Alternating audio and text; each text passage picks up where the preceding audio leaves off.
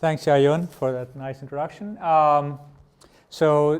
This is somewhat of a new research direction for me in the last couple of years, machine learning, and provable bounds for it. So I'm trying to do theory of that. And the interesting new angle that I'm very interested in, not just in machine learning, but more broadly, is this phenomenon of computational intractability, NP hardness, and other related results. What implications do they have for many practical problems? And we'll get back to that. Here are some prototypical machine learning problems. Given a corpus of documents, decide which concern sports. So notice that sport may never occur in the document. It may be about cricket or soccer or something. Given a database of images, decide which ones contain a human face. Of course, these are not very well defined, what sports is, what is a human face. Here are some of the methods that are used. So there's topic modeling. That'll be the first part of the talk. And then for the second part, there's many approaches, but I'll talk about something called deep networks, which is like neural nets. So trying to do some theory with those. So let me start by, I realize there's a diverse audience, so I'll start by setting up the framework of modern machine learning, which is that this is unsupervised learning. So there's no human expert. You're just given data. You're trying to learn something. And the assumption you make is that this data is generated from a probability distribution that's described by a small number of parameters. And learning these parameters is learning. Okay? So finding a good fit to these parameter values is learning. It's good fit because it may not be an exact fit to the data, but the best fit you can. So that's the way learning has been defined in the last 15, 20 years, and this is the modern stochastic or statistical view of learning. So just as a very basic example, remember your stat 101 or whatever, max likelihood estimation of say the Gaussian density function. So if you assume that the data is univariate and it's coming from an unknown Gaussian, so that's the Gaussian, and the data will look something like this. And so which Gaussian best describes the data? And the canonical answer in statistics is the max likelihood Gaussian.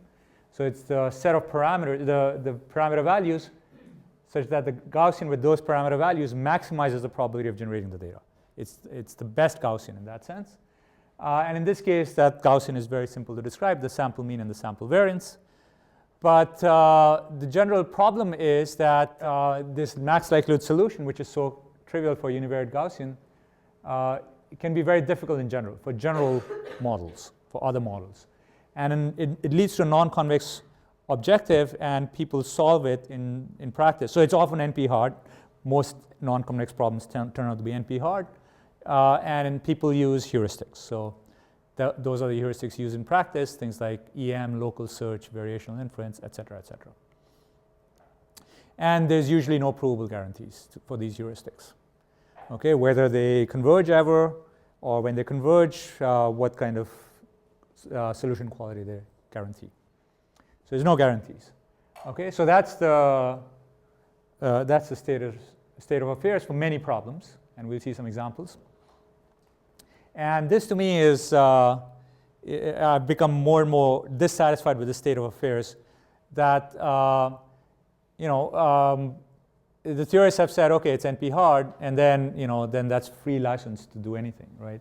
So I want to change that maybe there's more provable stuff to be done even after you've proven an NP hardness result. Okay, and we'll see an example. All right, so provable bounds in this, again, is algorithms that run under clearly specified conditions on the input in time polynomial in all relevant parameters and produces a solution of specified quality and accuracy. Okay, and as I said, the hurdle is computational intractability, and the plan is do a careful rephrasing, find interesting versions of the problem, or say the problem of interest has this other additional structure which I'm going to use. Okay, so that's the rephrasing. All right, so part one of the talk is about, as I said, learning topic models, and is there life beyond max likelihood? Exactly this question I raised, that max likelihood is this generic statistical definition, for any kind of statistical estimation problem, use max likelihood. generic answer, and it's usually leads to NP-hard problems. Is there life beyond this generic answer? So what is topic models? As I said, it's in the context of unsupervised learning. You're given a corpus of documents. No human expert has done any kind of classification of this, completely unsupervised. And after looking at this corpus of documents, your algorithm has to come up with, say, a list of 100. So think of it as like New York Times articles. That's the canonical data set used here. And the algorithm has to come up with a list of, say, 100, 200 topics, and say that the documents, this document involves these 2 topics, and this document involves those 4, and so on. Because the point is that many documents may involve multiple topics, right? Sports and politics. Okay, so that's topic modeling, and what we'll see is a new method that is, there's theorems about it, and it also runs 50 times faster than the current methods.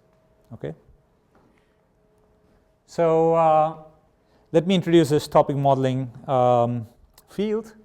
So the popular simplifying assumption in this field is the Bagofwords assumption, which is also used in many other settings, which is that this document, which has linguistic structure and so on, is treated as a bag of words, which means we forget about the order and the language structure, and we think of it as just a vector of words, word frequencies.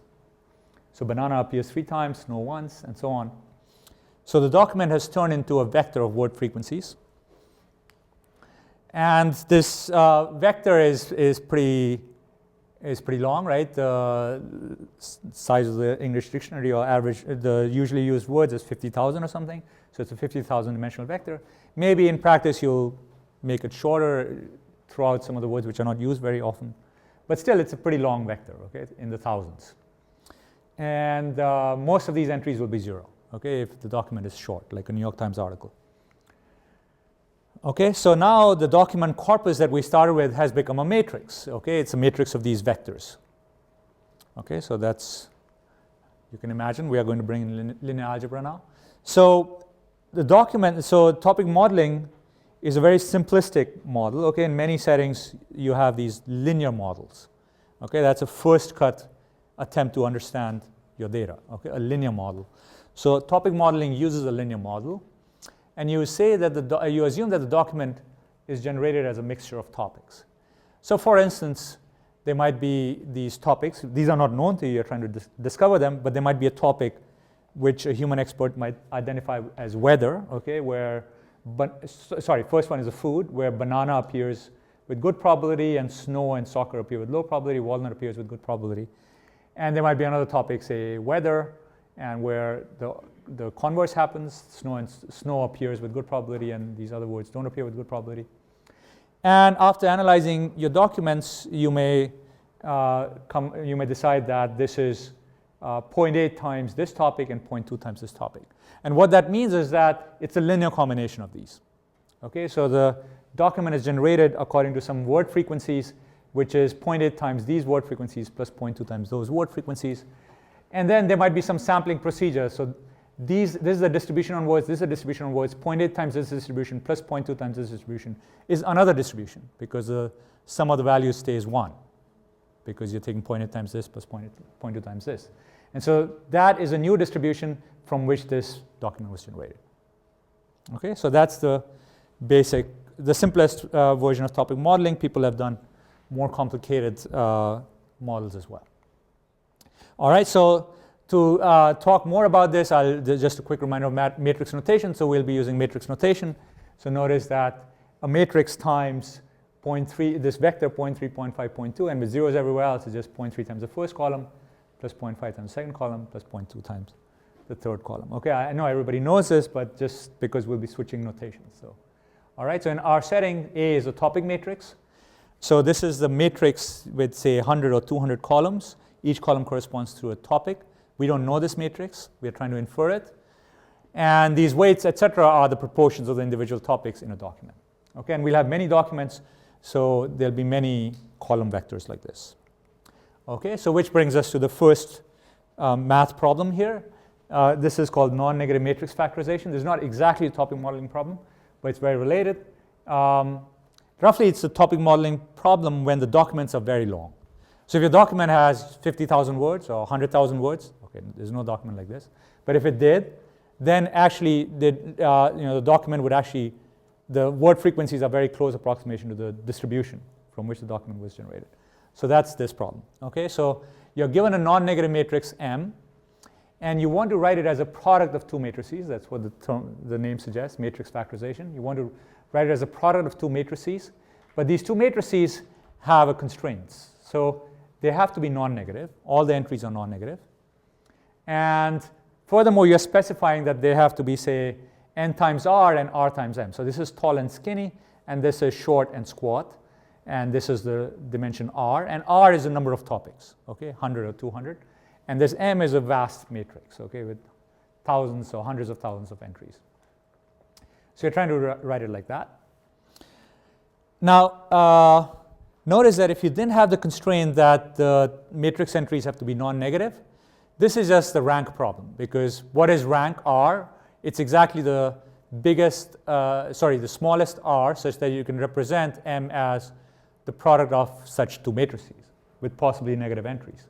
That's exactly rank, okay, because you're representing the columns of this as linear combinations of r columns of A. So that's exactly rank. But when you throw in the non-negativity constraint, it's much harder, and it's NP hard. All right. Just as an aside, just like in normal factorization, integer factorization, if you're given one of the factors, it's easy to check that it's a factor. Same thing here. If you're given one of the factors, say W, then finding A is easy via linear programming, because this is a quadratic programming problem, right? Because this is unknown and this is unknown. And you'll have terms which are products of these terms. So that's a quadratic programming problem. But if W is known, those becomes constant. And then the unknowns are in here, and you're just given linear constraints. Okay? And they have to be non-negative. So that's linear programming. So that's easy to check. So given a claimed factor, it's easy to check that it's a factor. All right, this problem is very useful in many kinds of settings where you have where you have these linear models, and in your problem it makes sense that the entries are non-negative.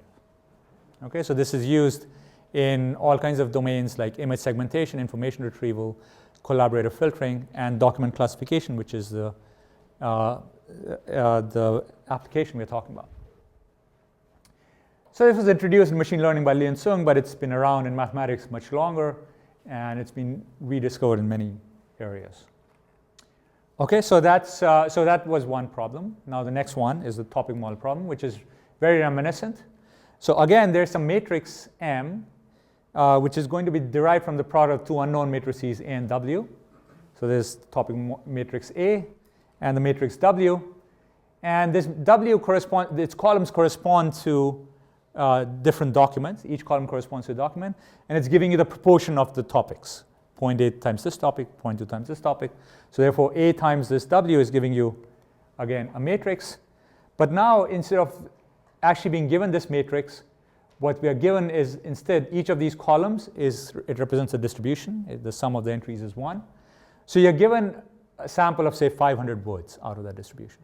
Okay, it's a distribution on 50,000 words, the size of the dictionary, and you're given a sample of 500 words. Okay, so that's a topic modeling problem. Oh, I see. I have 100 instead of 500 here. So you're given M, where each column has 100 or 500 independent samples from the distribution given by the corresponding column. So the columns of A sum to 1. They correspond to distributions, each topic, and these columns also sum to 1. Therefore, this times this gives you columns where the columns sum to 1. And so those are distributions, and M has samples from those distributions. So the goal is to find A and the parameters of the W of the distribution that generate W. So the important assumption here is that the documents, so they were generated by these columns of W, and these columns are independently and identically distributed according to some unknown distribution. Okay?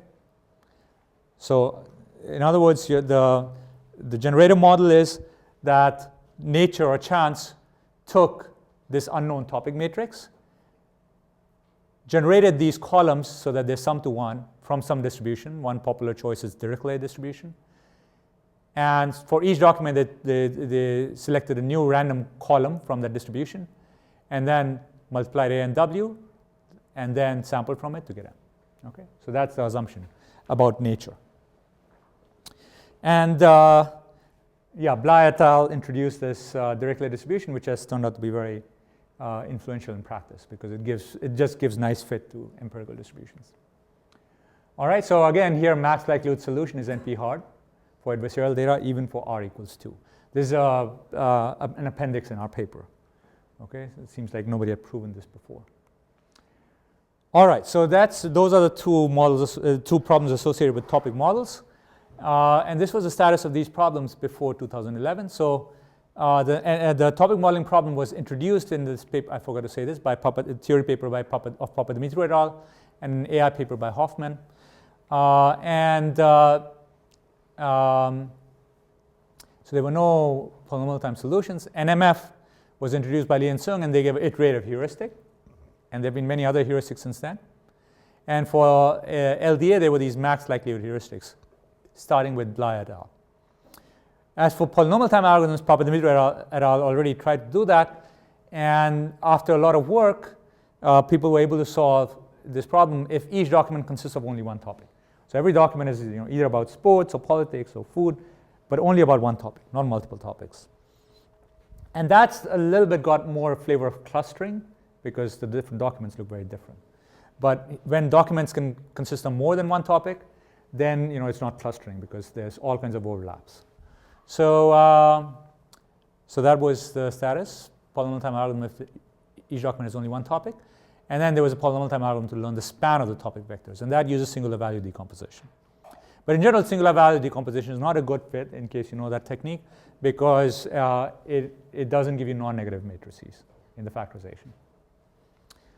Okay, so in our paper at Stock, we had some new ideas for non-negative matrix factorization. If the unknown A is separable, then we can find the factorization polynomial in n, m, and r time. Now, the separability condition was weaker than some other conditions that were studied before that. And here's the important thing. It's often found to hold in practice. So, so I'll describe what separability means, but let me say something. So this is a good example of what I was saying earlier. So NMF problem, which had been introduced in machine learning, has been very popular. So we know it's NP hard, so people use heuristics. But just by thinking about it algorithmically, in terms of finding provable algorithms, we came up with this separability condition, and only then we discovered, they had been studied before and so on. And I went to my colleague David Bly, who did the LDA work, and said, how does the separability condition look like to you? And he looked at it and he said, that's completely kosher to me. If you can solve the problem under this assumption, I'm very happy. And I've talked to other machine learning people since then, and nobody has given me any grief about the separability condition. And so here you have an example of what I was saying. People modeled all these problems as NMF, and NMF is NP hard. Therefore, the problem is too hard, and go do heuristics.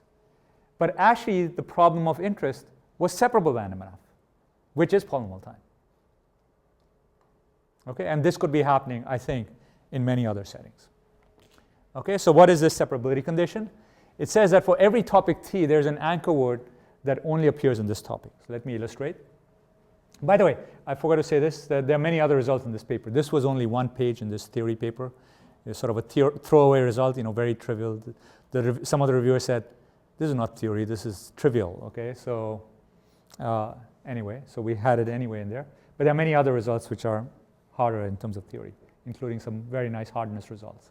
So it turns out that in the worst case, even with R small, you need nm to the order R time. So that's a very nice result. Okay, so let me explain the separability condition, okay, which as I said, was this one page in this theory paper, but I think it's, in practice is the most interesting one.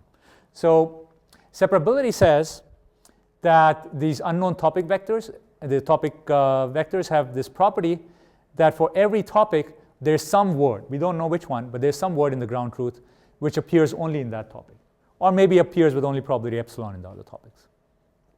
So for weather, let's say snow is a word. Snow is such a word which appears with probability 4% in documents about weather. It doesn't appear in all documents about weather, but if it appears in a document, that document better be about weather, because it only appears in this document, in this topic, sorry. Similarly, food has a anchor word banana, which appears in 3% of the topic of the documents about food, okay, or walnut, let's say. All right, so the snow is an anchor word for weather, and banana is for food. Now, of course, we don't know this topic matrix. We don't know these words, okay? They just exist in the ground truth. All right, so if the ground truth is like that, the problem becomes much easier. So this is separable non-negative matrix factorization. Let's see first why this is much simpler. So if A is separable, we know that in this first column, there is some entry which is non-zero here, and it's 0 in all the other rows. So now if you do the multiplication, you find out that this row of M is basically just a scalar multiple of this row of W. Okay, so and that happens for all the columns. So therefore, we conclude that if A is separable, the rows of W appear in M up to some scaling. And in fact, you can forget about the scaling. Turns out you can assume it's 1. So don't worry about the scaling. So the rows of M actually appear, as rows of W appear in M. We just don't know where they are. So now here's a trivial n to the r algorithm. Okay, I realize n to the r is not efficient. R is 100 or 200. Okay, only a theorist would think of it. But here's a trivial n to the r algorithm. Try all r subsets of rows as anchor words. Okay, so there are, let's say, n rows. You try all r subsets, all subsets of size 100. That's n to the 100th time. Okay, so you try those, which gives you a guess for W. Okay, and once you have a guess for the factor, you can verify it by linear programming, as we saw earlier. So you try all possible subsets, and at some point you'll hit upon the right one, and then that'll give you the right factor, and then you'll verify it. Okay, so that's a n to the r time algorithm. Now, of course, in our paper, we showed you n to the r suffices in the worst case as well. Okay, actually, we had n to the r square, and Moitra subsequently improved it to n to the r. So that works even in the worst case, but we'll actually do it in polynomial in n time. And the important thing here that I want to stress from this slide is that these anchor words are like a key to the factorization. Once you get the anchor words, you've got the factorization. Okay, so these special rows, which are non-zero here and 0 everywhere else, those are the key to the factorization. Okay, it's hiding in there somewhere. It's like a trapdoor. Okay, so why is that? Why does that make the problem a lot easier? And in fact, as I emphasized, we came up with the separability condition by thinking about the structure of the problem and seeing that this condition really simplifies the problem. Okay, so you're given n, so this is a restatement of the NMF problem, that you're given n non-negative vectors in some high-dimensional space.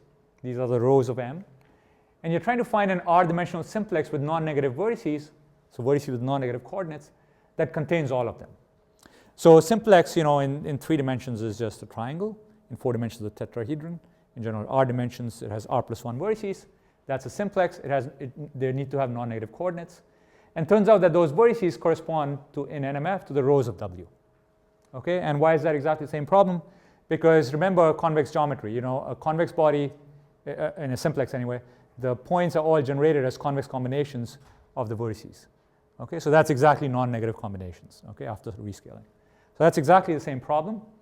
And separability corresponds to saying that these vertices of the simplex, they appear among the points. You don't know which ones they are, but they are in there among those points. So that makes the problem a lot easier, as you can imagine, because now you can try some geometric algorithms, right?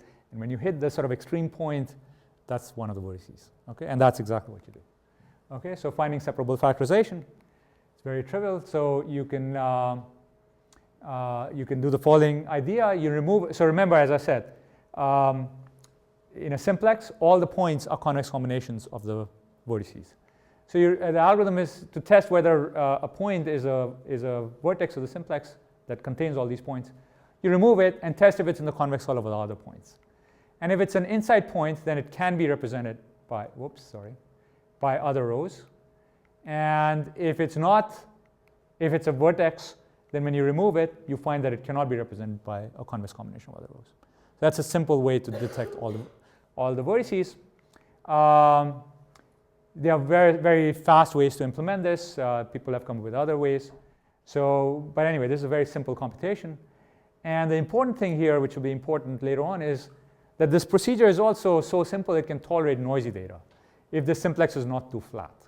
Okay, so by that I mean that if this point was very close to this subspace, then it's not clear when you remove it, is it just noise, is it part of the subspace or not, But if the simplex is not too flat, which you would expect in any reasonable setting because these are rows of W, it'll be okay. So it won't be too flat. So then you can run this procedure and even tolerate noisy data where all these points are jiggled. Okay, so this is called robustly simplicial, and that's going to be important in what we do next. So this was the separable factorization, very simple algorithm, and when we did it, we immediately realized this could be very practical. Anyway, so we tried to use this for learning topic models. So this was the second paper with Ge and Moitra. And the general form of the result is that if this unknown topic matrix is separable, okay, so now there's this topic modeling problem where there was a sampling going on. If A is separable and the distribution is not too misbehaved, which corresponds to this, simplex not being too flat, then you can learn A and the covariance matrix W transpose W of the distribution, the second moment matrix of the distribution, in time polynomial in N and 1 over the accuracy. So if you want to get all the entries up to some epsilon, it runs in time polynomial in N and 1 over epsilon. And now, not all distributions can be recovered from their covariance matrix. We can change this procedure to get maybe higher moments. But anyway, the nicely behaved distributions that people use in practice, after you have 2 or 3 moments, you can recover the distribution parameters. Okay, so like Dirichlet distribution and so on. So this is good enough to learn the distribution. All right, newsflash 1, as I said, this is much faster than all previous topic modeling codes. And the quality of solution is pretty high. This is a new paper, which I'll talk about in a few minutes. And the second newsflash is that this assumption that the topic matrix, the unknown topic matrix is separable, this was removed very soon after by Anand Kumar et al., the group at Microsoft Research. But they use third moments of the data. Okay, we use second moments. And the more moments you use of the data, the more you're assuming about the fidelity of the data to the model. Because no model is exact. So if you use higher moments, you're using maybe more fidelity to the model. So this actually is not as good in practice. Okay, they tried to implement it. But this one actually does pretty well. All right.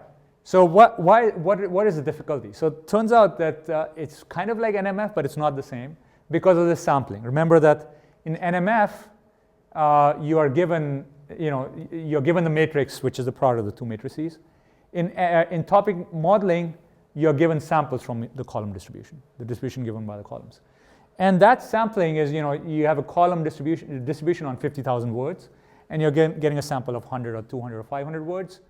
And that sample is just not very representative of the distribution because it's a distribution on 50,000 words. So, sometimes banana was occurring with 3% probability. It might occur 3 times, but it might occur 6 times. So, there's always this sampling error. And it's not just noise, okay? It's huge noise because this is supported on 500 words and this is on 50,000 words. So there's really no way these two are at all similar. So this small sample is a very poor representation of the distribution. And you cannot treat it as noise. Okay, but what you can leverage here is the fact in topic modeling you're assuming that these columns were generated by an IID process. Okay, so sometimes you get some information, right? Not a lot of information, but some information, 500 words. Then you run the same process again to generate another column. And now you get more information. Okay, so you get more and more information as you increase the number of samples, and you can leverage that. Okay, so that's what we do. So the idea is to reduce to our NMF with noise algorithm as follows. So if M is your corpus matrix, okay, that's a sample version of some unknown A times W, where W has IID columns.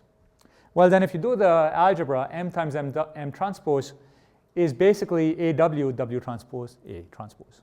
Okay, because of the sampling and the IID assumption, this converges, the left hand converges to the right hand side, up to some scaling. Okay, so the second moment matrix, so this is the word-word covariance matrix. How often do pairs of words I and J co-occur in a document? So that covariance matrix tells you something about the unknown matrices, but it's a product of 4 matrices, not 2. So now you might think, okay, it's product of 4 non-linear matrices, you can factorize that, right? So it's true for integer factorization, that if you can factor numbers into 2 factors, well, you repeat it and factor into 4 if there are 4 factors. Matrices, that doesn't quite work because you don't have unique factorization. But in this case, where the topic matrix is separable, it works well enough. So because you can think of this product of 4 matrices, non-negative matrices, as a product of 2 matrices, where you're taking the product of the last 3 matrices, a single new matrix, W new. And now this is of the form that our algorithm can work with, the non-negative matrix factorization algorithm. This is a product of a separable matrix and a non-negative matrix. We can run our Autoencoders algorithm on A and get W new, or something close enough, and then use the Autoencoders of A again to extract WW transforms from W new. Okay, and then finally you can extract A. Okay, so I won't go into details of this, but it's not too difficult. There's some analysis required, because there's noise due to the sampling, and so you have to come up with noise stable versions of all the theorems, all the linear algebra, but it's not very difficult. Okay. So that was theory work, and then we got motivated because it looked like it might be potentially quite practical. So I hired 2 undergraduates, Yichen Wu and Michael Zhu, to try to implement it, and the implementation seemed to do very well. So then our machine learning colleagues, Mimno, Sontag, and student Halpern, Yoni Halpern, joined the team to evaluate the algorithm and so on. So here's the one slide. There are many evaluation slides, but here's the most important one about performance. So this was so this is on a log scale, okay? And it's going up to here 100,000 documents, but we also ran even more, up to 200, 500,000 documents or so. By the way, the New York Times corpus is I think about that many, maybe a couple 100,000 documents. So this was the old algorithm, okay? The best version of the old algorithm, Mallet. It uses Gibbs sampling. It's a heuristic for statistical recovery. It's exact, okay? It works provably, but as you can see, it's linear on the log scale, so it's exponential time. But, as a theorist, I would have guessed, okay, exponential time, forget it. But actually, it does work for fairly large data sizes, right? 100,000 documents. It takes a day or something, but it does work, okay? All right, but here's our algorithm. So this is maybe a fancy version of the algorithm, which has some benefits, but this is like the very simple versions, and those basically run in constant time, at least on a log scale. Why is this independent of data size? Because remember, in our algorithm, all we care about is this word-word covariance matrix. So you do one pass on the data and get the word-word covariance matrix, and then that's all. Yeah? Your graph doesn't look like it's a log scale. I'm sorry? Your graph doesn't look like it's a log scale. Oh, sorry, it's not. Oh, no, sorry.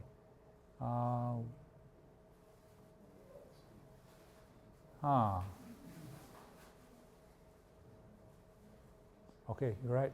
I have okay, I'll look into this more. Gibbs, it's not linear time. It can't be linear time. Okay. What is this? Okay, yeah, I'm puzzled. Okay. Maybe there's an error in the x-axis, in the y-axis. So why is this? So as I said, it's independent of data size. Also, we did some study of how important is this Autoencoders assumption. It turns out the algorithm is fairly robust, even if they aren't not. So most topics do turn out to have Autoencoders, some don't, and somehow the algorithm still kind of works. So there's something going on with this algorithm that the Autoencoders. So this often happens, right? You can come up with algorithms that work well in practice, and you may have a story for why they work, but the story may not actually be the full truth. Okay, and it's possible that that's going on here. Okay, so that was first part of my talk. Any questions about that? I'll move on to the next part. Yeah. Can you give some intuition as to what separability would mean in the context of clustering? Can you hear me? Yeah. Can you give some intuition as to what separability would mean in the context of clustering? No, because it's not clustering, because if each topic, in terms of clustering, no, I don't see why it's clustering, because clustering is very useful when each document has one topic, because then and then you have to assume things like the topics look somewhat different. You see, if there are 100 topics, right, And your documents could be a combination of, say, up to 3 topics at a time. That's 100, choose 3 combinations. I mean, even forgetting about the amount of mixture. So it's not really a clustering problem. I was hoping that'd be an analog, but yeah. Yeah, I don't see why it would be clustering. Yeah, it's clustering in some very high dimensional space, but then there won't be enough data to cluster there. Yeah. So in a situation that this separability is harder to justify, is it possible to get around the problem by look at combinations of words and saying that this combination is actually anchored? So you're basically taking tens of Yes, yeah. So for instance, pair of words, if they occur, that's an anchor. Yeah, those are all interesting extensions. I mean, you can do it. It increases running time by quadratic, and so so our algorithm actually works very well on large data sets, and that'll suddenly be not true, right? Quadratic algorithm. So you basically increase the number of words by quadratic factor. So yeah. Maybe dual to that, you could potentially combine topics. So you have a word that's an anchor for this combined topic. And once you have that, look for a word that anchors the 2 topics. Yeah, so now you're talking about hierarchical clustering. Yeah, so you can do hierarchical, there are hierarchical topical models and so on. So I'm sure there'll be many follow-up papers which will try all of those flavors. Okay. All right, so I'll move on to this second part. So this is the second example, deep net. So here I don't have any nice performance graphs. Okay, but maybe there'll be something thought-provoking here anyway. Okay, so, and the reason is because these deep nets are so mysterious. Okay, so this joint work with Aditya Bhaskar, Ronge, and Tengyu Ma. It's only out on arXiv so far. All right, so deep nets. It's just, you can think of it as a modern analog of neural nets. So they are, deep learning involves learning multi-level representations of data. So that's what deep refers to, not how much you have to think about it. Deep means number of levels. And yeah, nobody ever got, I always make this joke, nobody ever got tenure by thinking about shallow learning, right? But yeah, it's so neural nets were, of course, inspired by properties that have been measured for biological brains. For instance, in our visual cortex, there's evidence that there are 7 to 8 levels of processing, more and more high-level processing, and that's the motivation or the inspiration, you know, as a theorist, and probably like many other people, you know, I was always skeptical of, you know, trying to design intelligent systems by mimicking whatever little we know about human brains. So I was always skeptical of that. But you have to admit that, and most people these days admit that they've been quite successful at tasks that, you know, for instance, vision researchers had not been able to do after many years of research. So things like multi-class classification of images of large, you know, millions of images, data sets of millions of images. There's this famous paper of Krzyzewski et al., and there's a very new paper out on arXiv by Jitendra Malik and his group, which is big because Jitendra Malik is one of the main researchers in vision, and he's now using deep nets. Okay, so yeah, the idea in these multi-level representations is to use some nonlinear operation, and the simplest nonlinear operation is again inspired by biology, which is threshold. So you take these the vector at the previous layer, and these edges have some weights, activation level, Wi, and you compute the weighted sum of the inputs coming in from the previous level to this node and take some threshold, okay, and output 1 if it's more than that threshold. Okay, so so yeah, from a more theoretical angle, what's going on is that there's a layer of features. You can think of it as a layer of features. The observed variables at the bottom, that's where the data is being input. And you're computing a hierarchy of features. So maybe the low-level features correspond to some very simple lines and simple areas of uniform color or something. And then you get more and more high-level features, and hopefully the highest level features, things like there's a face there or there's a car there.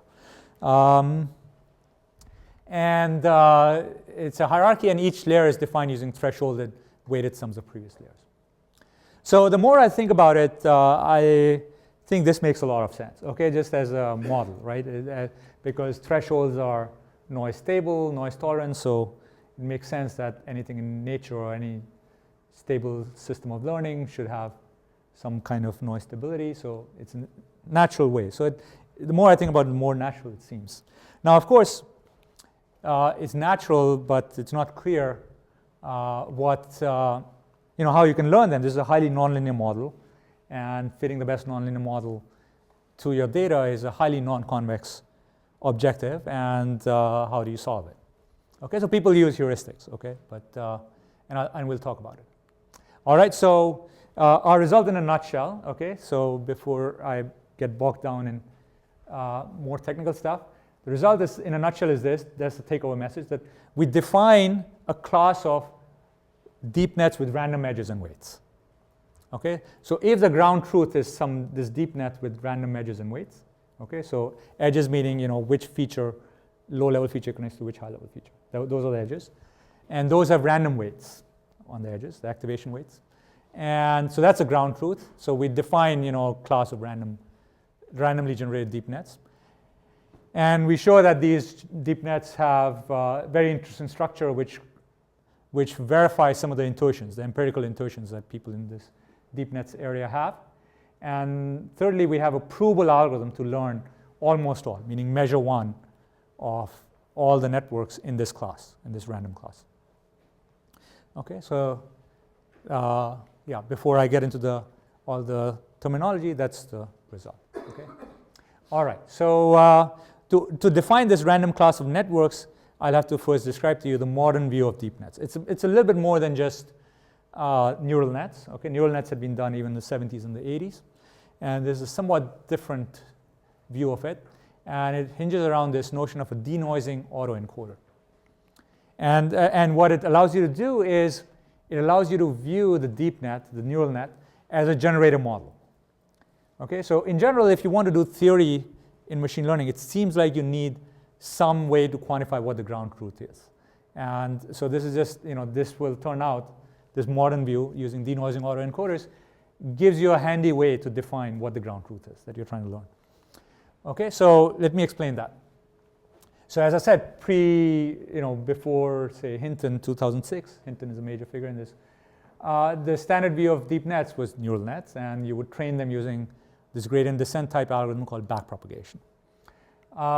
And that's supervised. So you have data, and you have answers here saying, does it contain a face or not? And you use those answers to train it. Okay, and these methods didn't scale in those days very much.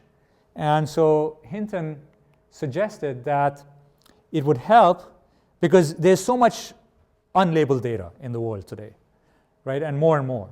And labeled data is at a premium.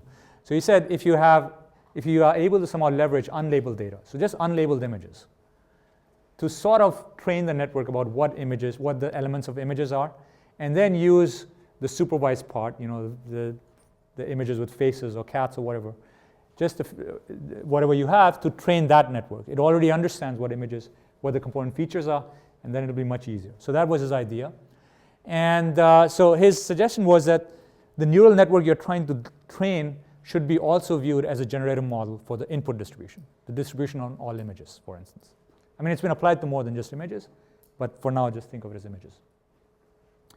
So he used, in his work, restricted Boltzmann machine, but other people said, okay, maybe the right generalization of this is autoencoders or denoising autoencoders, which I'll describe now. So an autoencoder is a single layer neural net, you can think of it. But it's not a neural net, it's just, there's a nonlinear function to go from one layer to the other. And this is the observed layer, this is the latent layer or the hidden layer. The variable assignment here is x, this is y, and there's a matrix of weights. And there's a transformation to go from y to x and from x to y. Okay, it's kind of like error correcting codes, if you know those, but there's nonlinearity here. Okay, so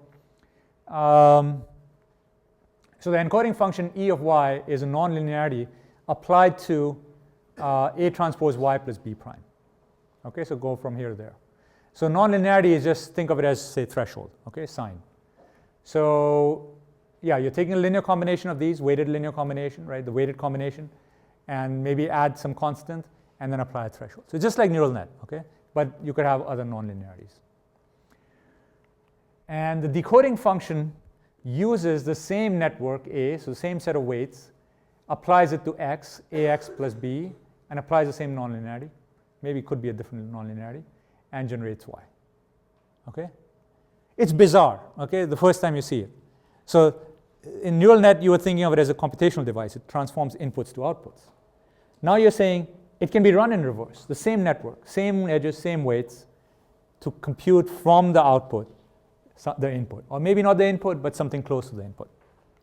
Okay, so that's the denoising property, that the input plus noise, when you encode it and then decode it again, you get something close to the input. Okay, so it's noise stable. So if you add noise here, this, and apply this, followed by this, you get back the same, roughly the same input. Okay, so therefore the neural net won't generate exactly real images, but some noisy version of images, something that looks like images. And in fact, they use that in many of these algorithms to see whether the training has gone well. Okay, now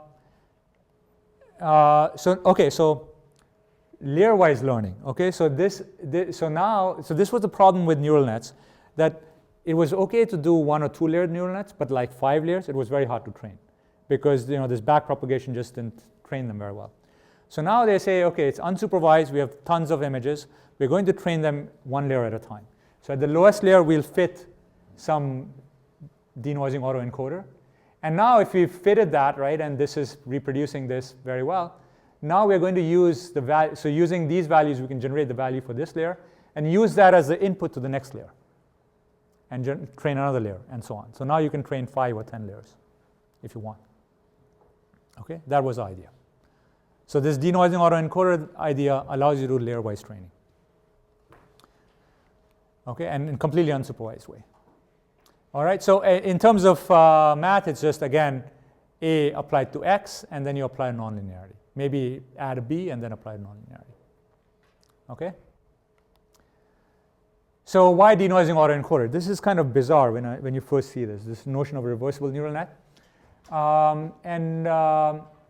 The idea is, like in many other things in machine learning, there's this almost mystical belief that all this data you see, there exists a good low-dimensional explanation for the data. So that's called a manifold. It's not like differential geometry, but just in some intuitive sense, it's a manifold. It's small number of parameters. And you assume that data lies close to a manifold, which is unknown. And these manifold points can be used to generate the data.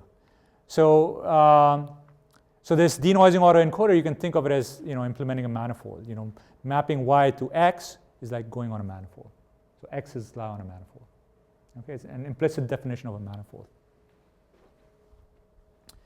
Okay, so that's why it's that's why people study that. So so I'll finish in a couple more slides. So here's the generator. So here's how now you can define a generator model.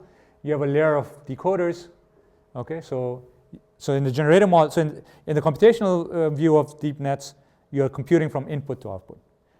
In the generator view, you say there is some distribution on outputs. Okay, some reasonably nice distribution. And then that's used via this unknown layers of decoders to generate the output, okay? And maybe noise is added there. And then you have to learn the network, okay? So there's a layer of decoders. No encoders are specified. And these are all generated by some nonlinearity, let's say threshold gate. And there's some nice distribution at top. And in general, in deep learning, people use sparse representations, because sparse representations are supposed to be much better, they generalize better, and so on. So we're assuming these representations are sparse here on the top. and then that filters through and generates the observed variables. You're given these, maybe with noise added, and you're trying to recover this entire network. Okay, so now there's a ground truth, which you don't know, but you're trying to recover. Okay, so by the way, since Anna and Martin are here, this is kind of like compressed sensing.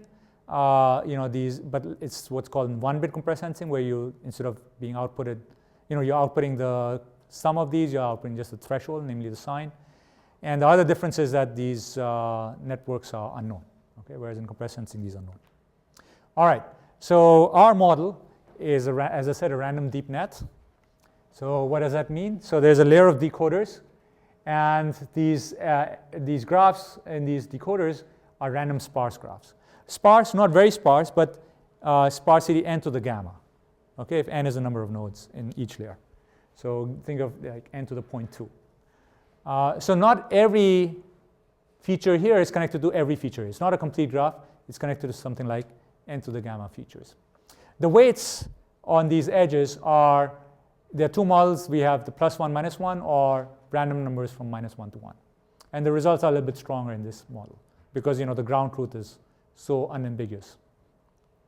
The top level, we're assuming, is a uniformly random sparse 0, 1 vector. We can relax that a bit, but it's a nice distribution. Okay, it's a sparse vector, and the nodes are just thresholds, sign, and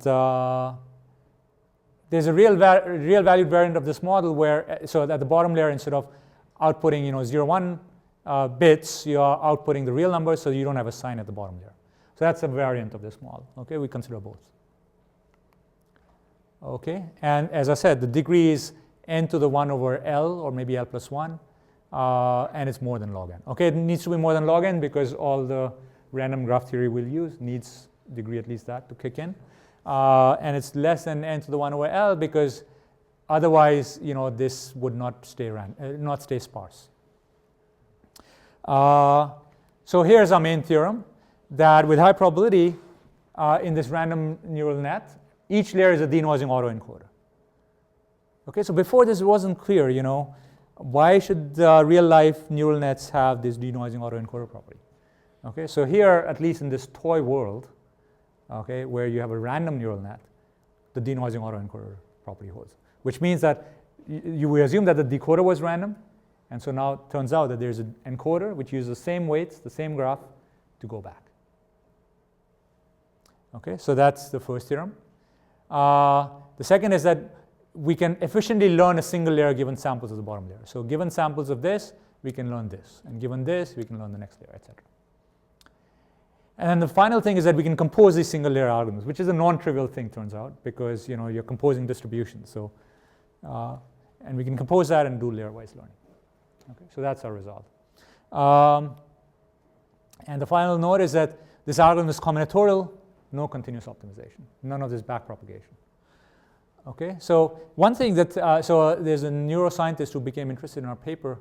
He's been corresponding with me, and one thing he told me is that in real life brains, at all levels, from worms to humans, turns out the connectivity, the degree of the neurons is n to the 1/3, precise number, across 8 levels of 8 orders of magnitude. So he was saying, okay, this is the first time I'm seeing some idea which works for n to the gamma but doesn't work for n. Okay, it doesn't work for complete graphs. Yeah. So expanded graphs, sometimes they are good substitutes for random graphs, right? Yeah. So some of this works, part A works, but not all of them. So, okay, Yeah. So does A work? A works, yeah. Yeah. This is very related to some of the results in compressed sensing, actually. The part A, yeah. What is L? L is the number of levels. Sorry, I didn't specify this. Levels. So brief history of randomly generated objects. Random graphs give good error correcting codes. Random matrices are good for compressed sensing. Randomly generated graphs are good for routing networks. So in general, randomly generated graphs are good because they have no structure basically. Random structure is somehow very good for all of these.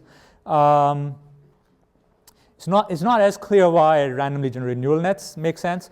But here's the funny thing. There is this area called reservoir computing, which is a subcase of neural nets, where they are using randomly wired neural nets. okay? And somehow they encode nice properties of data in real life, yeah. I would say this is a little bit counterintuitive. So do you think this -% is has a random break? I'm not suggesting that, no. So, no. Okay. So, but I think there's something going on. So we can prove all these things for random networks, you know, so we need more theory here. You know, what, yeah, so it's, yeah, this is at the first cut level. So, all right, so just final slide. So the idea in the algorithm is a new twist on Hebbian learning. So Hebb was a neuroscientist who said neurons that fire together wire together, and this is implicit in all neural net algorithms, including the modern deep nets, for instance, backpropagation. So because let's say if node 1 is 0 and node 2 is 1, and this answer at node 3 was 1, well, then this was giving the right answer and this was giving the wrong answer. So you may increase this weight and decrease that weight. Okay, so sorry, the other way. So so therefore, if you do backpropagation, you know, this is kind of Hebbian, because if node 1 and node 2 are 0 or 1 together a lot, then their weights to this W3 will be similar. Okay, so nodes that fire together wire together. Okay, so backpropagation is like Hebbian learning. Our idea is, you know, yes, that makes a lot of sense, and we leverage that. Okay, that helps us uncover this hidden random structure. So we observe correlations in data at the bottom layer to infer, using a combinatorial algorithm, the connection on the weights. Okay, so I won't say more about that. I'm out of time, but the paper is on archive. It involves a tractable version of another NP-complete problem called graph square root, okay, which turns out to be tractable for random graphs up to the degree something like n to the gamma, okay, or some gamma. So, all right. So conclusions: to make progress in provable bounds, you need to make novel assumptions, probably between average case and worst case. For instance, separability, randomly divided neural nets. I'm not suggesting that this is necessarily going to be practical, although there is reservoir computing out there. But you know, at least as a first cut to understanding even what's going on, you know, these notions of denoising autoencoders, etc. Thinking about provable bounds inherently leads to new kinds of algorithms, whereas existing algorithms seem very, very hard to analyze. You know, backpropagation or something, or Gibbs sampling. Algorithms with provable bounds can be practical, or can lead to new insights. Okay, so one or the other, or both. All right, so I'll stop there, and I hope that there'll be much more work like this. Thank you. These are very complicated issues, and just as complicated, or sometimes even more complicated than what we do. And it's too much to ask that a policymaker would actually acquire expertise in all of these areas.